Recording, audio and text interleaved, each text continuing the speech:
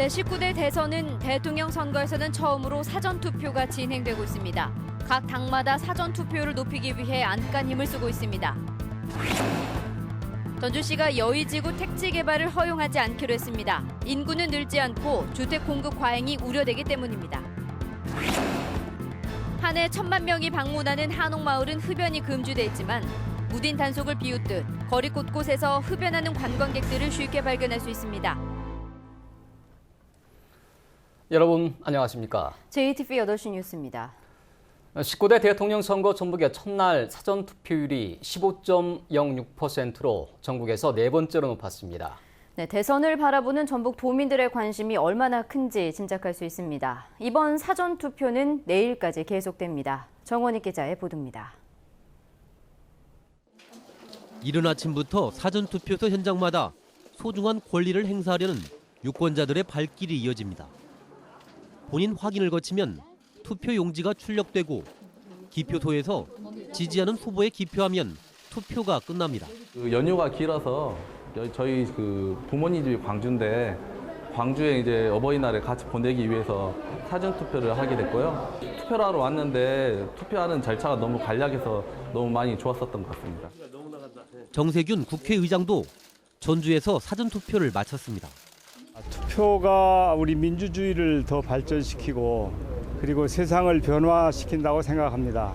참여하지 않고는 더 좋은 세상을 만들 수 없기 때문에 내일까지 전국 3,500여 개 투표소에서 운전면허증과 주민등록증 같은 신분증만 있으면 어디서든 투표할 수 있습니다.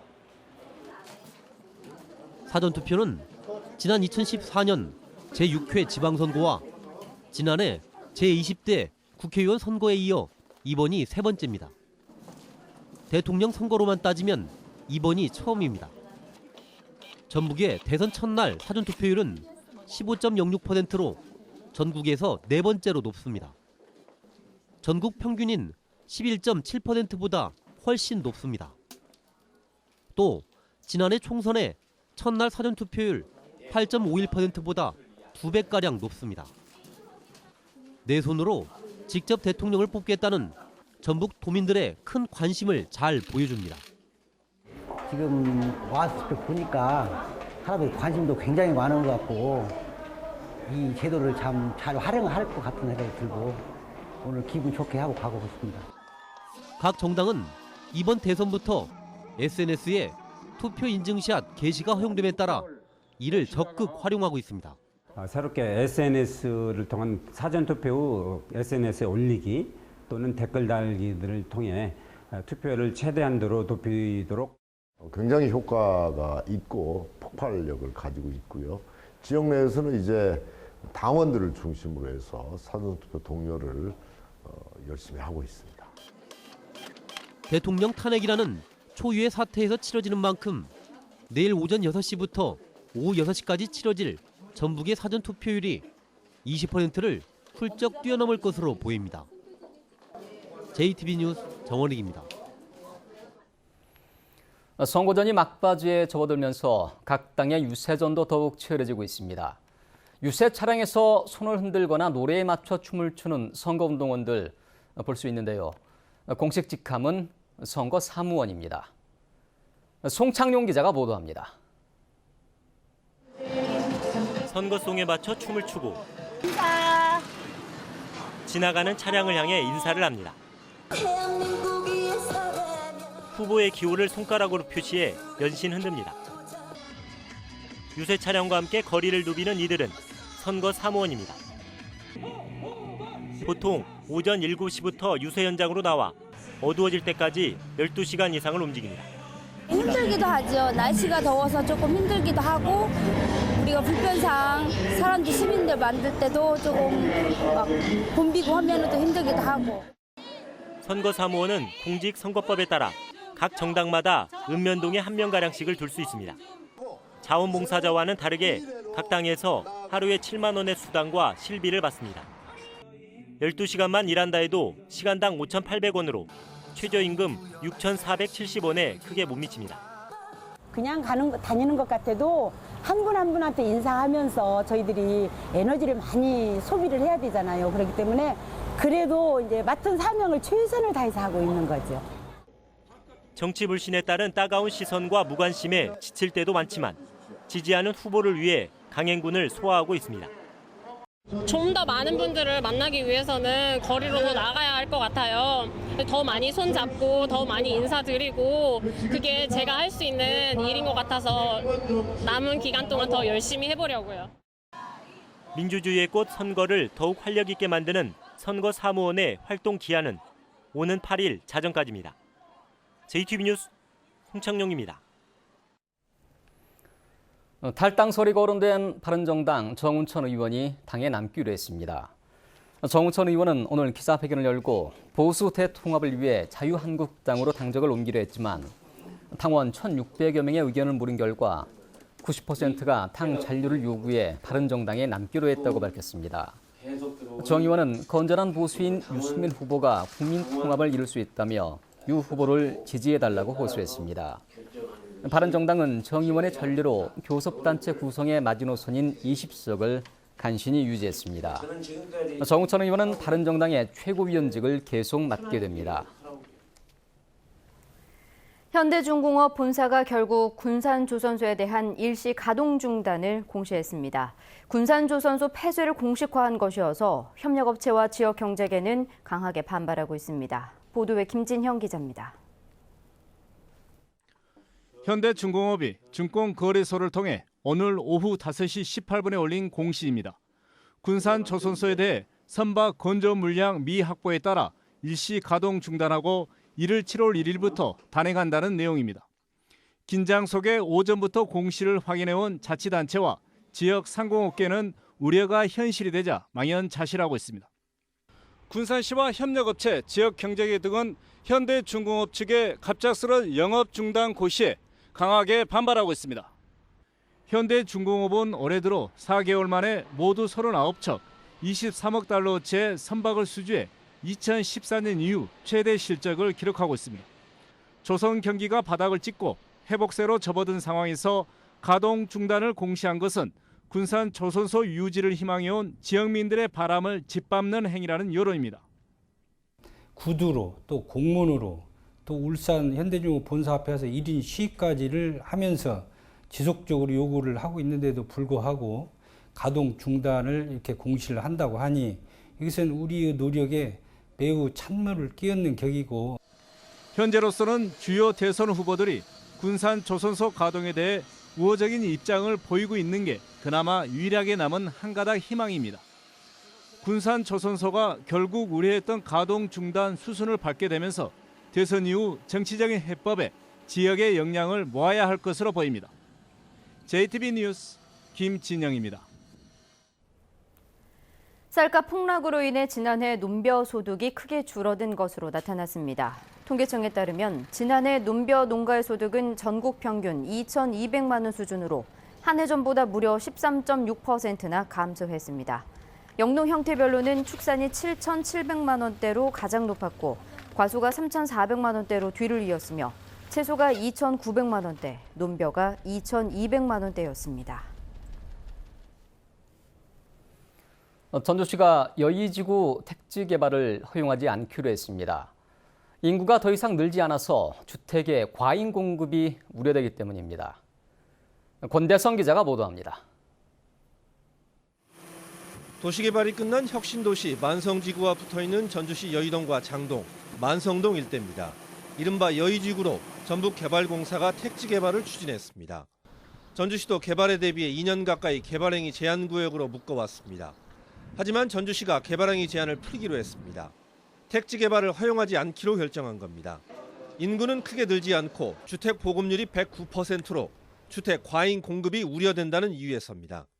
인구 증가 둔화, 전주시 곳곳에서 이루어지고 있는 도시개발 사업, 재개발, 재건축 사업으로 인해서 원도심 공동화가 우려되고 있고, 전주시 설명대로라면 앞으로 전주에서 추가적인 택지 개발은 쉽지 않아 보입니다. 하지만 전주시는 안팎으로 개발 압력을 받고 있는 다른 곳들에 대해서는 개발 가능성을 열어놓고 있습니다. 우선 예비군 훈련장 일대는 이전 뒤 체계적 개발을 위해 개발행위 제한을 풀지 않고 있습니다. 대한방직 전주공장터는 현안인 컨벤션 센터 건립 장소로 부정적 입장이던 아파트 건설을 검토하면서까지 개발 방안을 타진하기도 했습니다. 그동안 대규모 택지 개발은 다양한 주택 공급과 광역도시 기틀 마련 같은 긍정적인 측면이 강조됐습니다.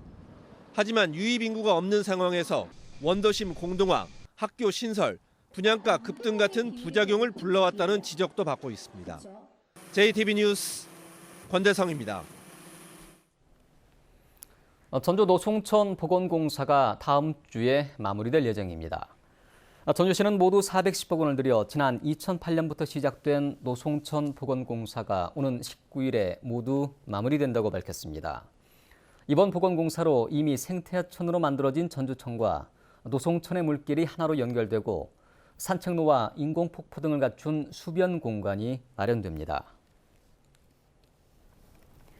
한 해 1,000만 명이 방문하는 한옥마을은 모든 구역에서 흡연이 금지돼 있습니다. 하지만 무딘 단속에 한옥마을 거리 곳곳에서 여전히 담배 연기가 피어오르고 있습니다. 오정현 기자가 그 실태를 살펴봤습니다. 한옥마을은 전주에서 유일하게 금연 거리로 지정된 곳. 어기면 5만 원의 과태료를 물어야 합니다. 거리 곳곳엔 금연 표지판이 나붙었습니다. 한옥마을 전 구역이 금연 구역이다, 과태료가 부과된다라는 표지가 버젓이 붙어 있음에도 불구하고 몇 발자국만 가보면 이처럼 흡연의 흔적을 쉽게 찾아볼 수가 있습니다. 골목에나 앉아 담배를 태우는 한 남성. 금연 구역인데 혹시 아셨어요? 아니요, 몰랐어요. 오늘 처음 왔는데. 민망한 듯 발뺌을 합니다. 또 다른 남성은 식사를 마치곤 습관처럼 한 대 꺼내 물었습니다. 이 식당 아니라 아예 전체가 그런가요? 처음 와가지고 영인에서 왔어요. 금연 구역임을 아냐고 묻자 되레 화를 내기도 합니다. 몰랐어요. 네, 알았어요. 알겠습니다. 담배 끌게요. 네, 끄란 얘기예요 지금?